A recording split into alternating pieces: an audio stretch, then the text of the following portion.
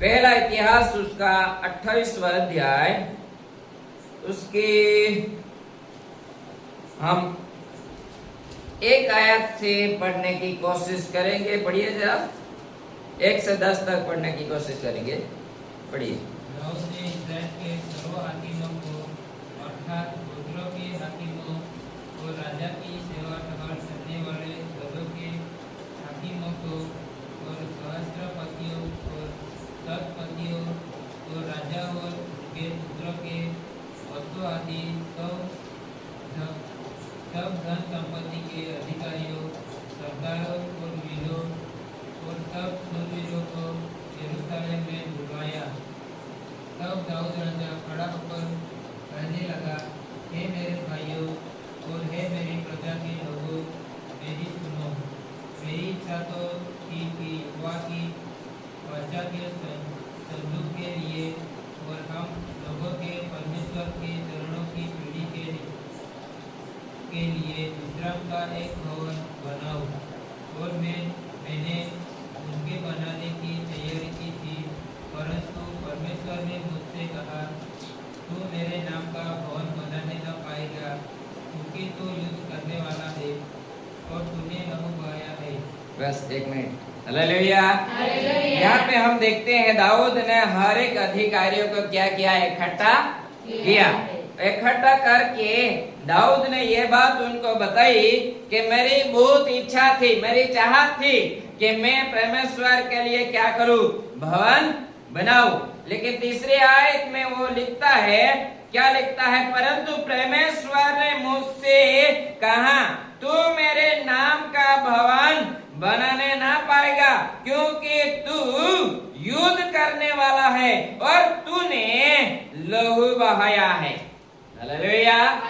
ये बात कौन बोलता है दाऊद को? परमेश्वर के तरफ से दाऊद को ये बात मिलती है कि तू मेरे भवन बनाने ना पाएगा। क्यों मेरे भवन बनाने ना पाएगा? क्योंकि तूने लहू बहाया है। तू युद्ध करता है, तू युद्ध करने वाला है, तूने युद्ध किया है, युद्ध करके तूने क्या किया है, लहू बहाया है, इसलिए तू मेरे भवन को बनाने ना पाएगा। दाऊद बोलता है, मेरी बहुत चाहत थी, मैं परमेश्वर का भवन बनाऊं, ऐसी मेरी चाहत थी, लेकिन परमेश्वर बोल रहा है कि तू मेरे भवन को बनाने ना पाएगा। चौथी आयत में क्या लिखा है कि तो भी इस्राएल के परमेश्वर यहोवा ने मेरे पिता के सारे घराने में से मुझको चुन लिया कि इस्राएल का राजा सदा बना रहे। अर्थात तो उसने यहूदा को प्रधान होने के लिए और यहूदा के घराने में से मेरे पिता के घराने की चुन लिया। Hallelujah, hallelujah. मेरे पिता को चुन लिया और मेरे पिता के पुत्रों में से वह मुझको सारे इस्राएल का राजा बनाने के लिए प्रसन्न हुआ। Hallelujah, hallelujah. दाऊद बोलता है कि सारे इस्राएल के घराने के लिए राजा बनाने के लिए वो मुझे क्या हुआ, प्रसन्न हुआ। 5वीं आयत में क्या लिखा है, मेरे सब पुत्रों में से यहोवा ने तो मुझे बहुत से पुत्र दिए हैं, उनसे मेरे पुत्र सुलेमान को चुन लिया है कि वह इस्राएल के ऊपर यहोवा के राज की गादी पर क्या करे, विराजे। फिर 6वीं आयत में लिखा है, उसने मुझसे कहा, तेरा पुत्र सुलेमान ही मेरे भवन और आंगनों को बनाएगा, क्योंकि मैंने उनको चुन लिया है कि मेरा पुत्र ठहरे और मैं उनका पिता ठहरूंगा। Hallelujah, hallelujah. ये बात किसको मालूम पड़ी? दाऊद राजा को मालूम पड़ी कि मेरे पिता जो परमेश्वर है उसकी मर्जी ये है कि मेरा पुत्र सुलेमान मेरे परमेश्वर का भवन बनाए। Hallelujah, hallelujah. साक्षात परमेश्वर ने दाऊद को बताया तू नहीं बनाने पाएगा क्योंकि तू युद्ध करता है, तूने लहू बहाया है, खून किया है, इसलिए तू नहीं बनाने पाएगा, लेकिन तेरा पुत्र मेरा भवन और मेरा आंगन बनाने पाएगा। हालेलुया। फिर सातवें आयत में क्या लिखा है?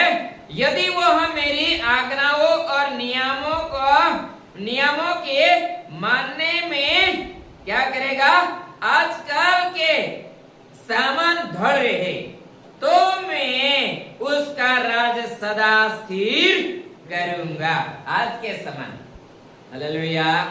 इसका मतलब हो सकता है सुलेमान ऑलरेडी परमेश्वर के आज्ञाओं में चलता रहता होगा। सातवीं आयत में हमको थोड़ा बहुत उसके बारे में मालूम पड़ता है, हम पढ़ते तो पता चलता है, समझने की कोशिश करेंगे। यदि वह मतलब कौन? यदि वह सुलेमान मेरी आज्ञाओं और नियमों के मानने में आजकल के समान, किसके समान? आजकल के समान, जैसे अभी चलता रहा है, जैसे अभी चल रहा है, आजकल के समान धड़ रहे तो मैं उसका राज्य सदा के लिए स्थिर रखूंगा। हालेलुया। कितना काल के लिए? सदा काल के लिए उसका राज स्थिर करूंगा, रखूंगा। मेरे हाथ में है उसका राज स्थिर रखने का। आजकल इस संसार में राजा और राज करते हैं, उसका राज स्थिर रखने का उनके हाथ में है या नहीं है? जो राजा राज करते हैं उनके हाथ में है उनका राज स्थिर रखने का, या उनके परमेश्वर के हाथ में है स्थिर रखने का? समझ में नहीं आया? हालेलुया। हालेलुया। ये संसार में भी तो राजा है ना, वो राजाओं के हाथ में है उनका राज स्थिर रखने का, या और किसी के हाथ में है उनका राज स्थिर रखने का? हालेलुया। हमारे इधर हम जान लेते हैं, मोदी साहब के हाथ में खुद का राज स्थिर रखने का अधिकार है या नहीं है? बोले सर। हालेलुया।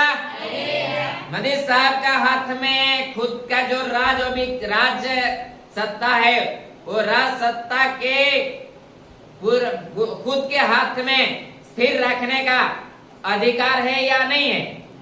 या उसके हाथ में कोई राज्य छीन सकता है? ऐसा है? कैसा है? हालेलुया। सुनते हो? मोदी साहब का राज कोई छीन सकता है या कोई नहीं छीन सकता है? क्या मोदी साहब के हाथ में कंट्रोल है? क्या है?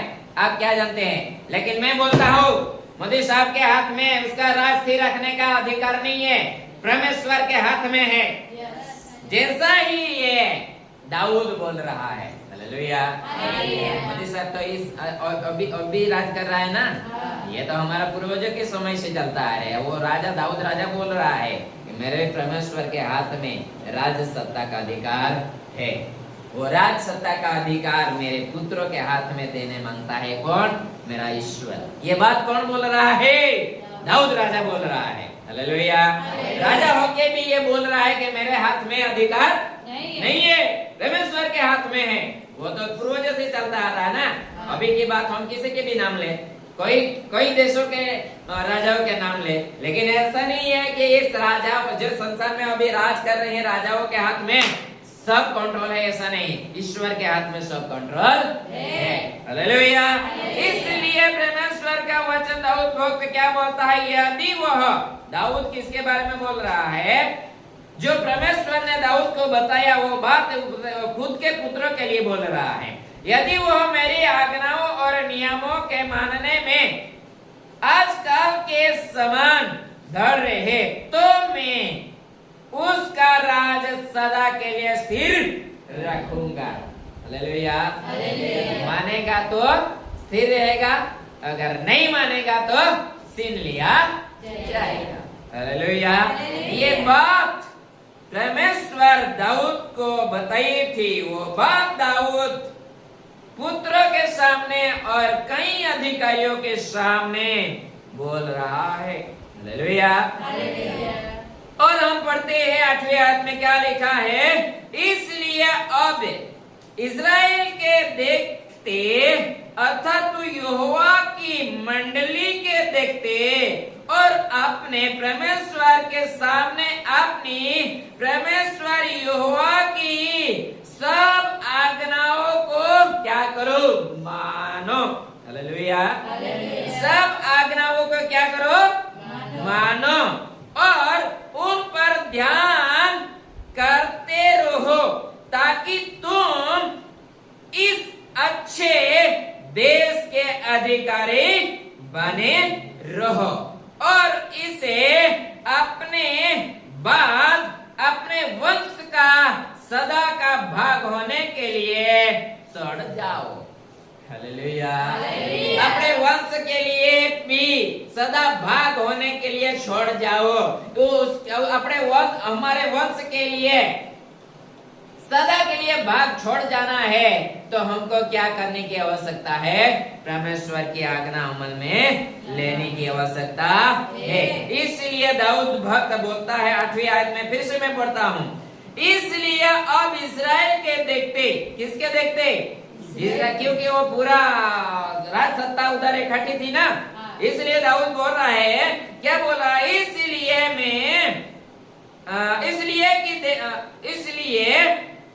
कि अब मैं इज़राइल के देखते अर्थात तू यहोवा की मंडली के देखते और अपने परमेश्वर के सामने अपनी परमेश्वर यहोवा की यह आज्ञाओं को मानो। जब यहोवा की आज्ञा मानोगे तो क्या हो सकता है, और उन पर ध्यान करते रहो। ध्यान करते रहो मतलब छोड़ते नहीं रहने का, सुनने का और उसमें चलने का भी ध्यान करते रहो ताकि तुम अच्छे देश के अधिकारी बने रहो। हालेलुया। हमको अच्छे देश का अधिकारी बनना है तो क्या करना पड़ेगा, हमको परमेश्वर की आज्ञा के अनुसार जीना पड़ेगा, नहीं तो चलेगा नहीं। अच्छे देश के अधिकारी हम नहीं हो पाएंगे। परमेश्वर के वचन में लिखा है, अच्छे देश के अधिकारी बने रहो और इसे अपने बाद, देखो अच्छे अधिकारी बन के हमारे तक नहीं है, हमारे तक में क्या है, हमारे तक बस नहीं है, लेकिन लिखा है, क्या लिखा है, और इसे अपने बाद अपने वंश का सदा का भाग होने के लिए क्या करो, छोड़ जाओ। हालेलुया।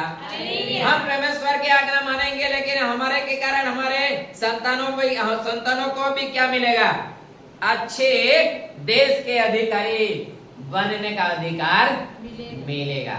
हालेलुया। लिखा है ना यहाँ पे, क्या लिखा है, मैं फिर से पढ़ता हूँ, और इसे अपने बाद अपने वंश का सदा का भाग होने के लिए छोड़ जाओ। हालेलुया। हमारे संतानों के अच्छे अच्छे अच्छे अच्छे अच्छे अच्छे देश में अच्छे इस संसार में अच्छा देश ढूंढते हैं ना लोग। अरे कौन सा देश में जाऊं मजा आएगा, कौन सा देश में जाऊंगा तो उधर ज्यादा पैसा आएगा, ज्यादा पैसा कमाऊंगा, ऐसा ढूंढते हैं ना लोग। परमेश्वर के वचन में लिखा है अच्छा देश कहाँ मिलेगा परमेश्वर की आज्ञा मानने में। इसलिए बोला है अच्छे देश के वतन में होने का जो हम अपेक्षा रखते हैं तो क्या करे, लिखा है उसकी आज्ञाओं मानो और उन पर ध्यान रखते रहो, तभी तो अच्छे देश का अधिकारी हो पाओगे। 9वें आयत में क्या लिखा है, मेरे पुत्र सुलेमान तू अपने पिता के परमेश्वर का ज्ञान रख। क्या कर, हे मेरे पुत्र सुलेमान तू अपने पिता के परमेश्वर का ज्ञान रख और खरे मन और प्रसन्न जीव से आप उसकी सेवा करता रह, क्योंकि यहोवा मन को क्या करता है, जांचता है और विचार में जो कुछ से उत्पन्न होता है उसे वो क्या करता है, समझता है। यदि तू उसकी खोज में रहे तो वह तुझको मिलेगा। उसकी यदि तू उसकी खोज में रहे तो वह तुझे मिलेगा। किसको बोल रहा है? सुलेमान पुत्र को दाऊद पिता बोल रहा है। हालेलुया।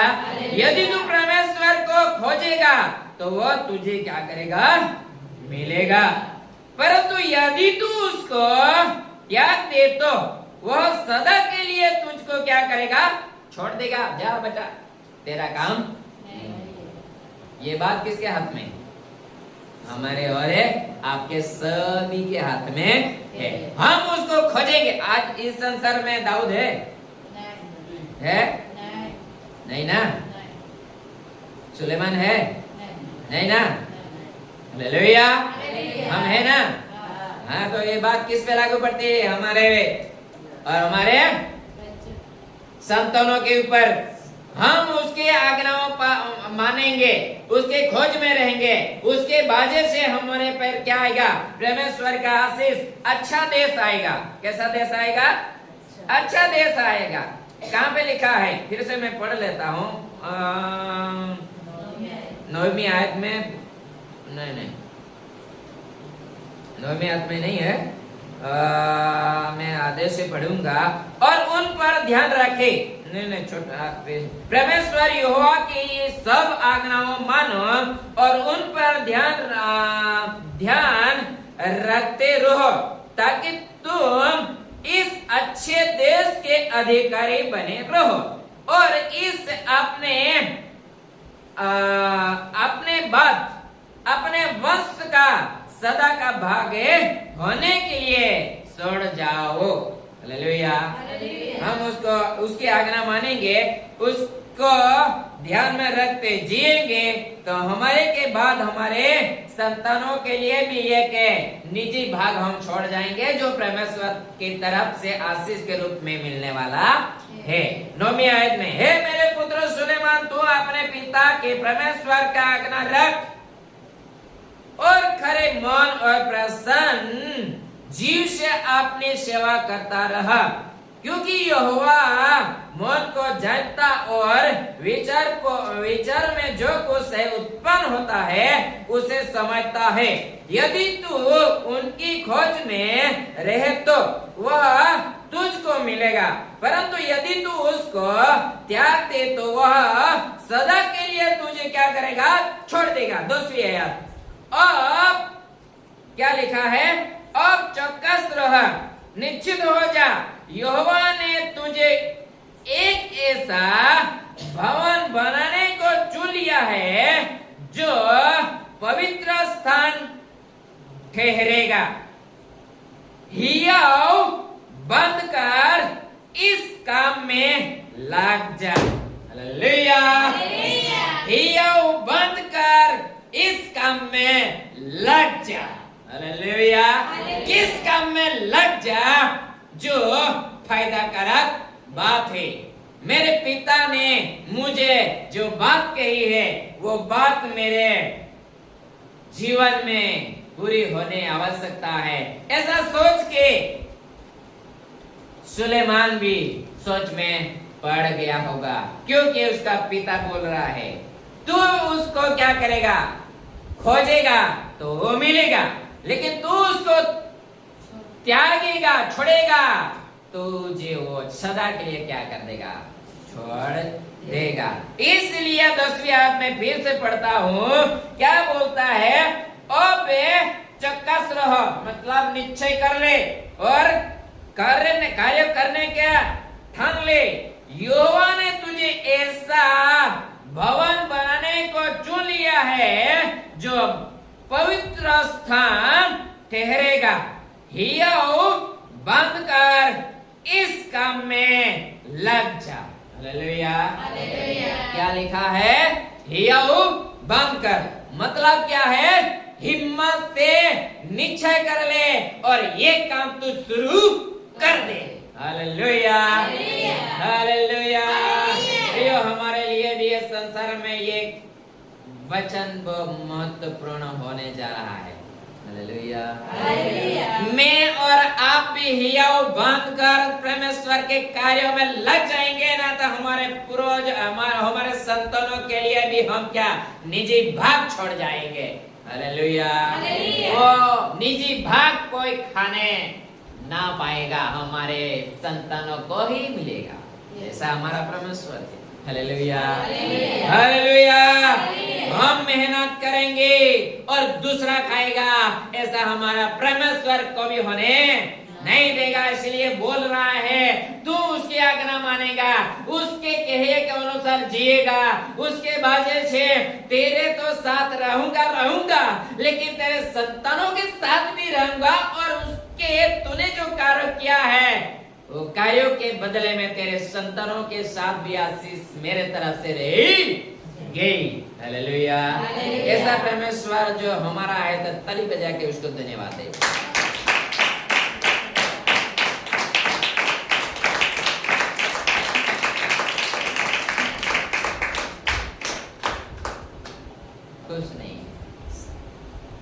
खुश नहीं है लोग सुनने वाले, जो खुश होते थे इतना आनंद से बजाते, लेकिन खुश नहीं है। वचन या तो बोलता नहीं रहता है। ये हमारे जीवन में लागू होता है। उसमें जो हम विश्वास करेंगे तभी मजबूत बनने पाएंगे, तभी तो हमारे संतान आशीष होने पाएंगे। आज हम परमेश्वर के आज्ञा नहीं मानेंगे, हम उसके आज्ञा पे नहीं चलेंगे, हमारे पूर्वज हमारे संतानों के साथ भी परमेश्वर की सुरक्षा नहीं रहेगी। प्रियो, ये समझ लेना, इस संसार में हम जैसे जिएंगे वैसा ही हमारे संतानों के साथ में परमेश्वर की सुरक्षा रहेगी। मैं थोड़ी बोलता हूँ, परमेश्वर के वचन बोलता है, तुम करोगे। हालेलुया। हालेलुया। परमेश्वर यहोवा की सब आज्ञाओं को मानो और उन पर ध्यान रखते रहो, ताकि तुम इससे अच्छे देश के अधिकारी बने रहो, और इसे अपने वंश का सदा का भाग होने के लिए छोड़ जाओ। हालेलुया। हम जैसा करेंगे वैसा ही हमारे संतानों के साथ परमेश्वर की सुरक्षा बनी रहेगी। हालेलुया। ये कार्य सुलेमान ने परमेश्वर का भवन बनाया नहीं बनाया? हालेलुया। तो परमेश्वर की सुरक्षा सुलेमान के साथ, दाऊद के साथ जो बात की थी, वो बात के अनुसार सुलेमान के साथ परमेश्वर की सुरक्षा रही या नहीं रही ना? तो ये बात आज सुलेमान भी नहीं है और दाऊद भी नहीं है, लेकिन हम तो है ना। तो ये बात हमारे साथ होना चाहिए और हमारे संतानों के साथ भी होना चाहिए ना। हम आज्ञा मानेंगे, उसकी आज्ञा के अनुसार हम जिएंगे, ताकि हमारे साथ और हमारे संतानों के साथ परमेश्वर की सुरक्षा रहने पाएगी। हालेलुया। हालेलुया। ये समझ हम सभी के जीवन में परमेश्वर होने दे, ऐसा कार्य हर एक के जीवन में परमेश्वर होने दे। आमीन।